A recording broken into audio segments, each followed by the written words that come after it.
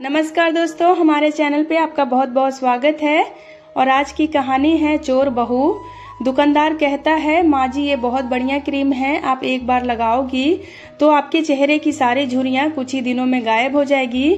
तो नीमा कहती है, अच्छा फिर तो एक नहीं 2 क्रीम दे दो, वैसे कितने पैसे हुए? तो दुकानदार कहता है, जी मात्र 315 रुपये में ये दोनों एंटी एजिंग क्रीम है। तो नीमा कहती है, अच्छा रुको मैं देती हूँ। नीमा देखती है कि बटुए में तो सिर्फ 300 रुपये ही है, अब क्या करूँ? फिर नीमा कहती है, मेरा घर बस थोड़ी ही दूर में है, मैं इसे बाद में ले जाऊंगी, अभी तुम मुझे बाकी का सामान दे दो। तभी एक लड़की दुकान में आती है और दुकानदार को पैसे देते हुए कहती है, ये लो 15 रुपये और इनको ये क्रीम दे दो। तो नीमा कहती है, पर बेटी मैं तो तुम्हें जानती भी नहीं हूँ और तुम मुझे बिना जाने ही पैसे दे रही हो। तो लड़की कहती है, अब जान लीजिए आंटी जी, वैसे मेरा नाम टीना है और आप टेंशन मत लीजिए, वो मैं आपको देख रही थी कि आपको क्रीम पसंद आई है इसलिए मैंने दे दिया, और ऐसे भी सिर्फ 15 रुपये की तो बात है, आप मुझे बाद में दे दीजिएगा। तो नीमा कहती है, जीते रहो बेटी, वैसे तुम कहाँ रहती हो? तुमसे फिर मुलाकात करनी हो तो कैसे करूं, क्योंकि तुम्हारे पैसे भी तो देने हैं। तो टीना कहती है, रुकिए आंटी जी, मैं आपको अपना फोन नंबर देती हूँ, आप मुझे फोन पर अपना घर का एड्रेस दे दीजिएगा, मैं आ जाऊंगी और इसी बहाने आपसे मिलना भी हो जाएगा। तो नीमा कहती है, हाँ ये ठीक रहेगा, लिख लो तुम मेरा नंबर। नीमा पास के ही एक मोहल्ले में अपने बेटा और बहू के साथ रहती है। नीमा की बहू मंजू एक गरीब घर से आई है, इसलिए नीमा अपनी बहू मंजू को बिल्कुल भी पसंद नहीं करती और वो अपने बेटे की दूसरी शादी करवाना चाहती है, इसलिए वो एक अमीर घर की लड़की ढूंढ रही है। मंजू ने तलाक देने से मना कर दिया, वो बहुत ही सीधी सादी और गरीब परिवार की है, इस कारण उसने अपनी सास को कह दिया कि अगर वो अपने बेटी की दूसरी शादी करना चाहती हैं तो कर सकती हैं, उसे तो बस अपने पति के घर में रहना है, चाहे जैसे रहे, उसकी मजबूरी है कि वो उस घर को छोड़कर नहीं जा सकती थी और इस घर के सिवाय वो आखिर कहाँ जाएगी, और इसी मजबूरी में वो अपने दिन काट रही हैं। फिर एक दिन नीमा कहती है, मंजू सुनो, मेरी मेहमान आने ही वाली होगी, तुम जल्दी से गर्मा गर्म पनीर और आलू के पकौड़े तैयार कर। तो मंजू पूछती है, माँ जी कौन आने वाला है, किसी का फोन तो आया नहीं है। तो नीमा कहती है, कोई भी आए उसे तुझे क्या मतलब, तुझे जितना कहा उतना कर। और फिर नीमा अपने बेटे से कहती है, सूरज बेटा तुम थोड़ी देर बाद ऑफिस जाना, क्योंकि मुझे तुम्हें किसी से मिलवाना है। तो सूरज कहता है, मुझे पता है माँ, तुम फिर से शुरू हो रही हो, कोई ना कोई लड़की ही होगी, मैंने तुम्हें कितनी बार मना किया है कि मुझे दूसरी शादी नहीं करनी है। तो नीमा कहती है, तू पहले ही अशुभ बातें निकाल दे अपने मुंह से, अगर तूने दूसरी शादी के लिए मना किया ना तो मैं अपनी जान दे दूंगी। और तू अपनी माँ को चाहता है या नहीं? अभी नीमा बात कर ही रही थी कि तभी टीना आ जाती है और आते ही नीमा से कहती है, नमस्ते आंटी जी, कैसी हैं आप? तो नीमा चौंकते हुए, अरे टीना तुम आओ बेटी, घर ढूंढने में कोई परेशानी तो नहीं हुई ना? तो टीना कहती है, नहीं आंटी जी, कोई परेशानी नहीं हुई और मैंने अपनी गाड़ी बाहर गेट के पास ही पार्क की है, तो कोई परेशानी तो नहीं है ना? तो नीमा कहती है, नहीं बेटा, परेशानी की क्या बात है, आओ बैठो। फिर नीमा कहती है, सूरज बेटा ये टीना है, बहुत ही प्यारी बच्ची है। और फिर नीमा टीना के साथ बहुत ही मीठी मीठी बातें करने लगती है और ऐसे ही अक्सर नीमा टीना को घर बुला लिया करती थी या फिर सूरज के साथ उसके घर मिलकर आ जाती थी। सूरज मजबूर था, अगर वो इन सब चीजों के लिए मना करता तो नीमा अपने आप को कुछ कर लेती।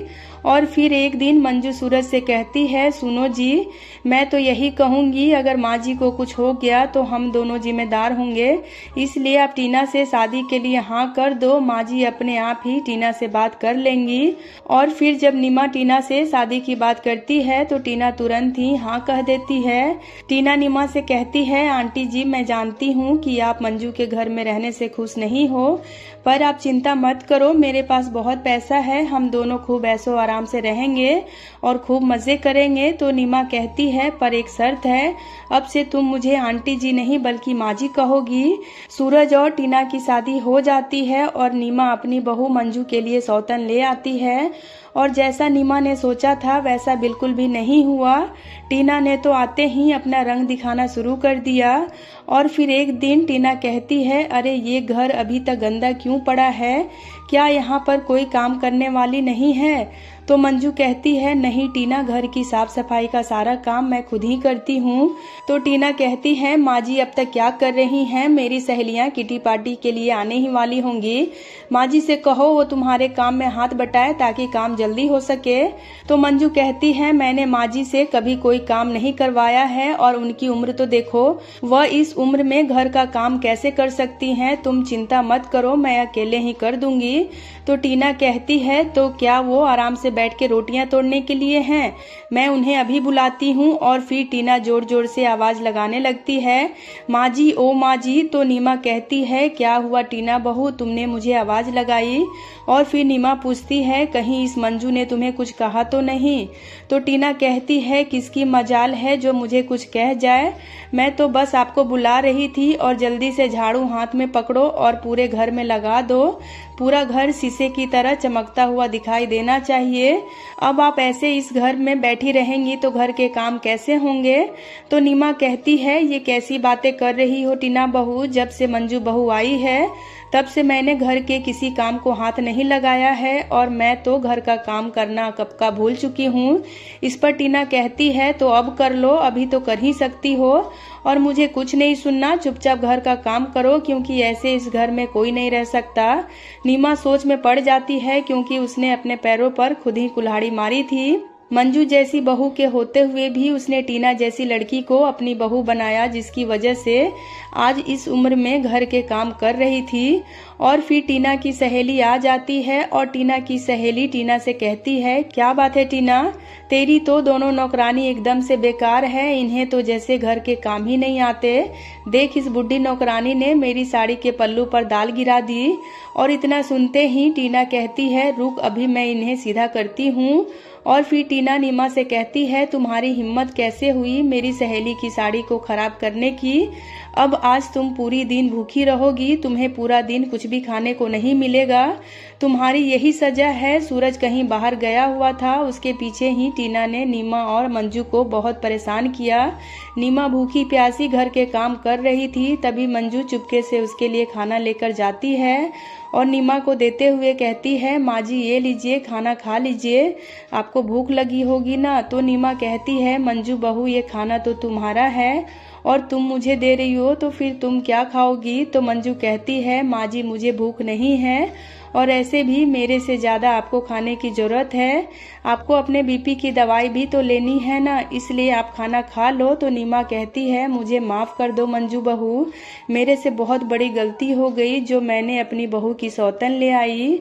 और फिर नीमा कहती है, हे भगवान, मेरी गलती को क्षमा कर देना। और फिर नीमा मंजू से कहती है, मंजू बहू तू बिल्कुल भी चिंता मत कर, अगर मैंने गलती की है तो मैं ही इसे सुधारूंगी। अब मैं उस टीना को घर से निकालकर ही दम लूंगी। टीना नीमा की बातें सुन लेती है और गुस्से में आ जाती है और नीमा से कहती है, क्या कहा, मुझे घर से निकाल दोगी? मैं तुम दोनों को ही इस घर से निकालकर बाहर फेंक दूंगी क्योंकि ये घर मेरा है और अब से यहाँ केवल मैं और सूरज ही रहेंगे। हम दोनों पति पत्नी के सिवाय यहाँ कोई नहीं रहेगा। निकलो यहाँ से दोनों बाहर, इससे पहले कि सूरज आ जाए मैं तुम्हारी शक्ल तक नहीं देखना चाहती। निकलो बाहर, जल्दी निकलो।